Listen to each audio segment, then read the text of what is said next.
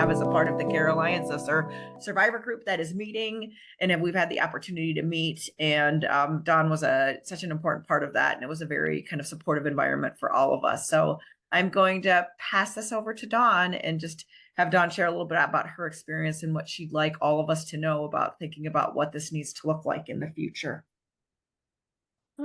Okay, where to start? I think that where I really would like to start, and in our breakout group, I started this, I knew this might be emotional for me, and there might be a tear or two, but that's okay and healthy. And I keep telling myself that. But what I first want to express is just my gratitude that you all are here. And that's when I get emotional, because in so much of what a survivor goes through, we feel not cared about, overlooked. The court system, I can't even begin to describe that process, but I'm just grateful that you're all here and that you care about making a difference, because it's so life-changing. For someone like me, even though I'm getting connected to things a little possibly late in the game with my injury, but especially to those in the future. So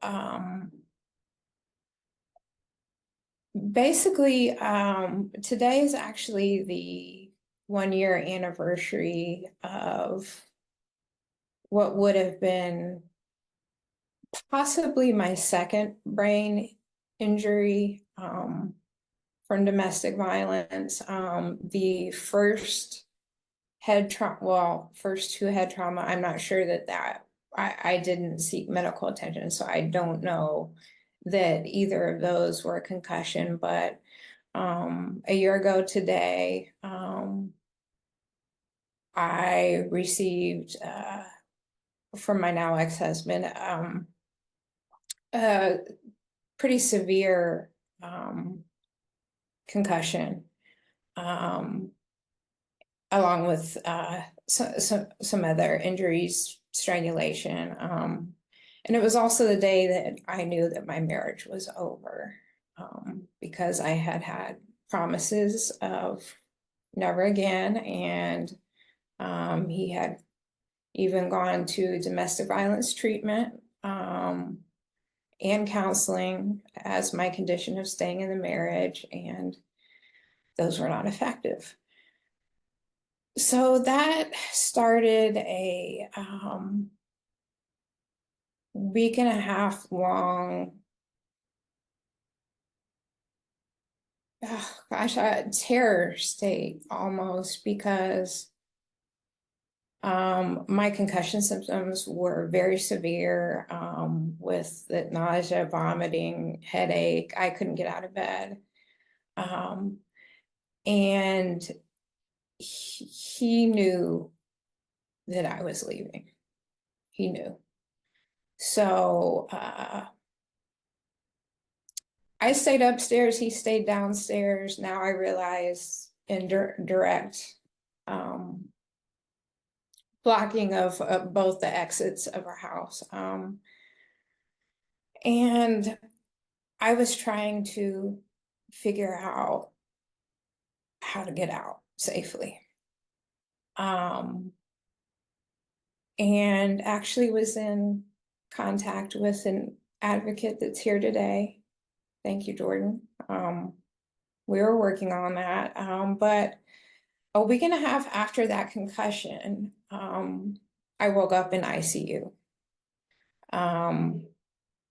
I had, and I'm just gonna glance at my notes. I had subdural hematoma, subarachnoid hemorrhaging, broken cheekbone, just massive swelling to my face, And then evidence of severe strangulation. I mean, the they added the charge of strangulation just based on pictures of the handprints all over my neck and how purple they were. Not that they didn't dismiss that charge, but that's a different story. So since then, basically my neurologist that saw me in ICU, he saw me once again, well, not even him, his nurse practitioner.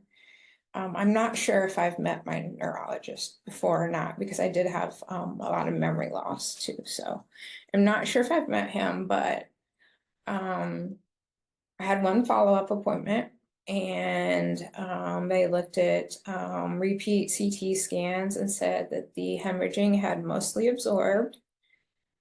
And it was what I felt like was basically, you're not dying anymore, or have a nice life, goodbye. That's what it felt like to me. But I knew that I had severe issues now that I know so much more about, but still need to learn so much more about. But I was completely left hanging when I just heard about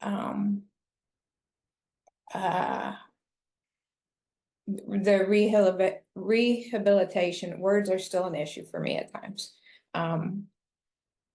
And a care team, I would have been so grateful for that. The one thing I did manage to get through my family doctor was physical therapy. So that was helpful, and at least in helping with balance issues and kind of learning about my brain injury and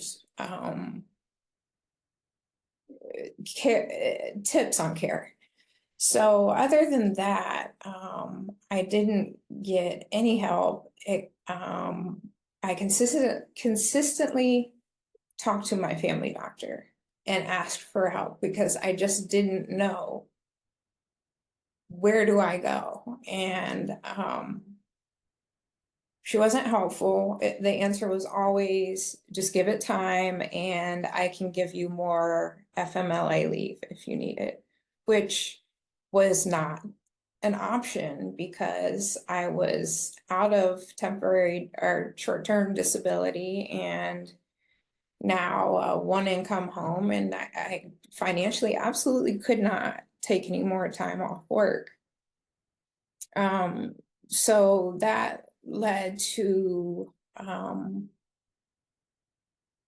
issues with my job, and what I now know were executive functioning issues. Like I could not, I kept being late for work because I couldn't make sure I had everything I needed and walk out the door. I'd get down the street and have to come back home for something simple like my phone or, those kinds of things. And then when I really, really got frustrated was when I decided to apply for grad school. Maybe unusual choice at this time, but I really feel driven to pursue advocacy and help the way you all are helping. So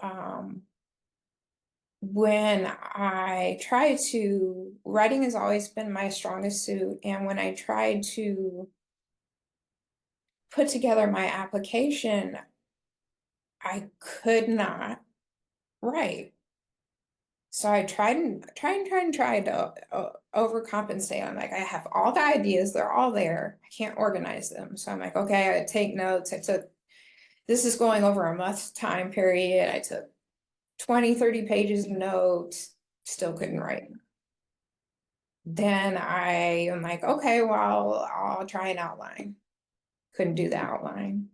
Then I started seeing a psychiatric nurse practitioner because I was also just drowning in just depression, pain, PTSD, all of those things.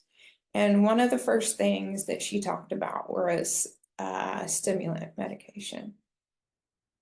I had asked my doctor for something like that 6 months earlier because I had a relative who had a traumatic brain injury from a car accident, and that was how she was treated. My doctor said no.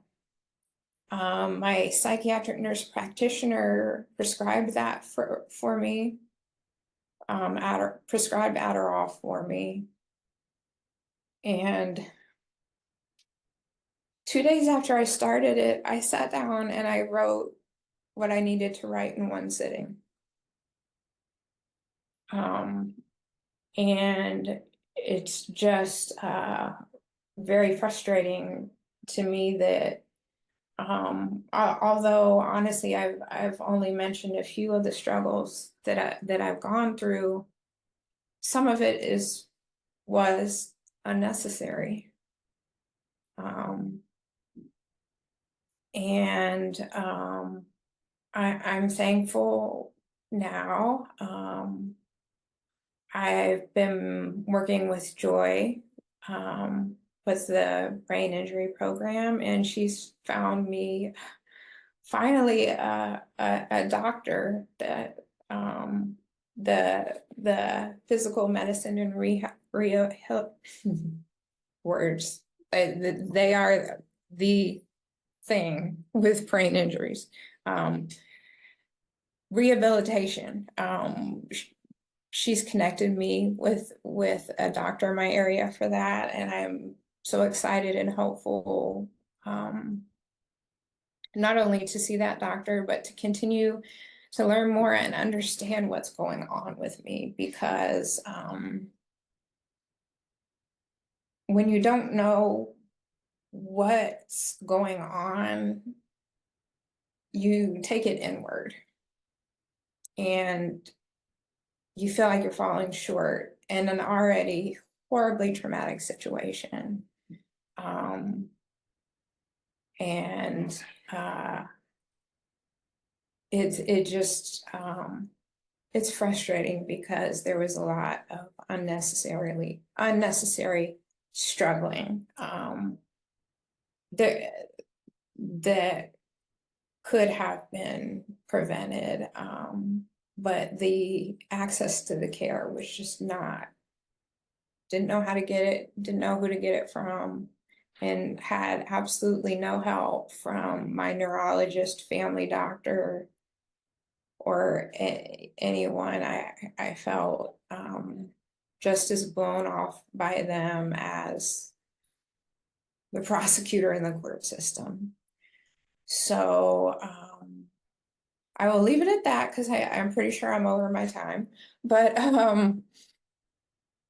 I just I'm thankful to be here as a student, and hopefully as a future advocate as well.